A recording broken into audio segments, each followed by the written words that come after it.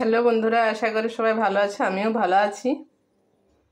তো আমি ভাবলাম আমি এই রান্নাটা তো করি, আমার ভালো লাগে, তাই ভাবলাম তোমাদের সাথেও শেয়ার করি। কমেন্ট করে জানাবে কীরকম হয়েছে আর তোমরা কে কে বানাও এভাবে।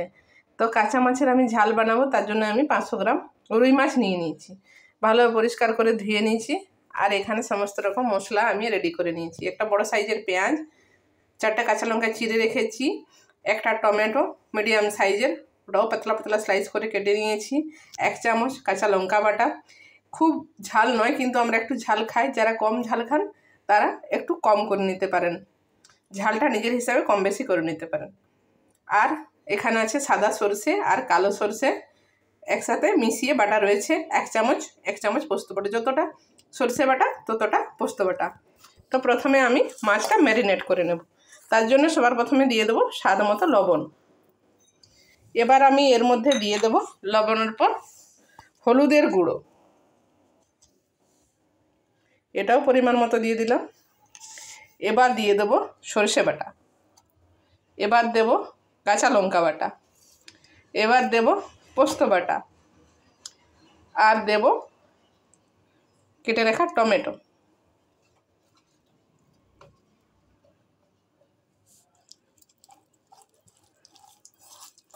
ভালোভাবে মিশিয়ে নিচ্ছি সমস্ত উপকরণ।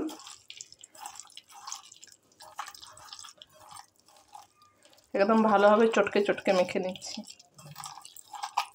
এটা ছোটো মাছ দিয়েও ভালো লাগে, আবার এরকম সাইজের খুব বড় বড় কিন্তু পিস করলে অতটা ভালো লাগে না, একটু ছোট ছোট সাইজের পিস করলে বেশি ভালো লাগে, তাই আমি একটু ছোট ছোট সাইজের পিস করেছি।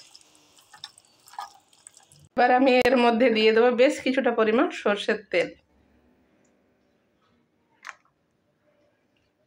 সরষের তেলটা আমি ভালোভাবে মাখিয়ে নেব।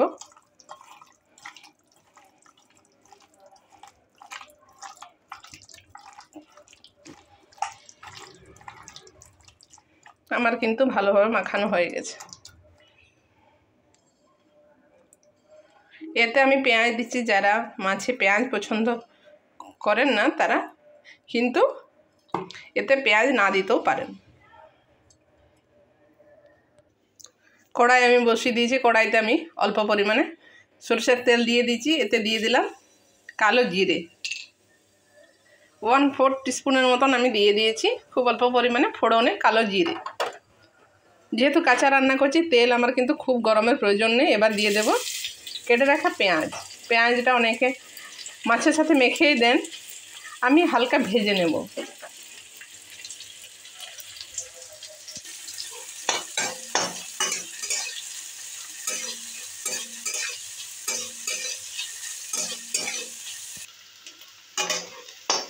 পেঁয়াজটা কিন্তু আমি খুব বেশি ভাজিনি, হালকা কালার চেঞ্জ হয়েছে, আর কিন্তু আমি এটা ভাজবো না। এবার আমি দিয়ে দেবো এতে ম্যারিনেট করে রাখা মাছ।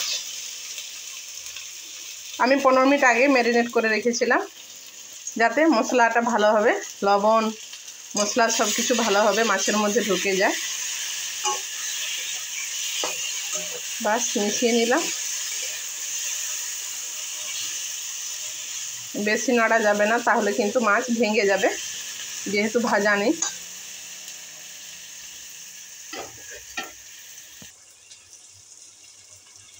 এবার আমি বাটি ধোয়া জল, খুব বেশি জল দেব না, বাটি ধোয়া জল আমি দিয়ে দিলাম। জাস্ট একটু নাড়িয়ে নেব।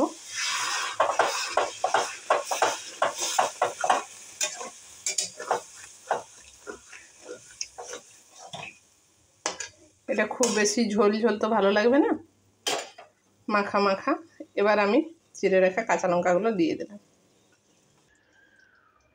গ্যাসের ফ্লেম লোতে রেখে এবার আমি এটা ঢাকা দিয়ে দিলাম। এভাবে আমি 15 মিনিট রান্না করে নেব, মাঝখানে একবার পাল্টিয়ে নেব। ফিরে আসছি 15 মিনিট পর।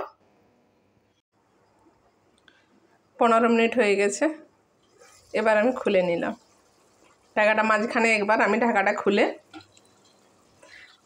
এবার পাল্টে নিয়েছিলাম পিসগুলো। এবার আমি গ্যাসটা অফ করে দেব।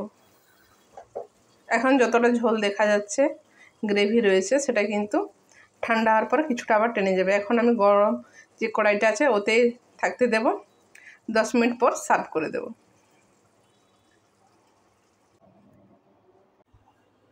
ফাইনাল লুক কিন্তু এটা একদম মাখা মাখা বানিয়েছি। এটা বেশি তো নাড়ানো যাবে না, কারণ মাছটা ভেঙে যাবে তাহলে।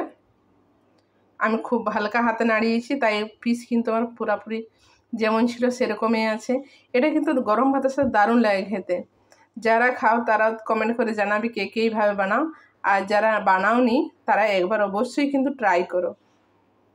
আজ এই পর্যন্তই, আবার ফিরে আসবো অন্য কোনো নতুন রেসিপির সাথে। বাই।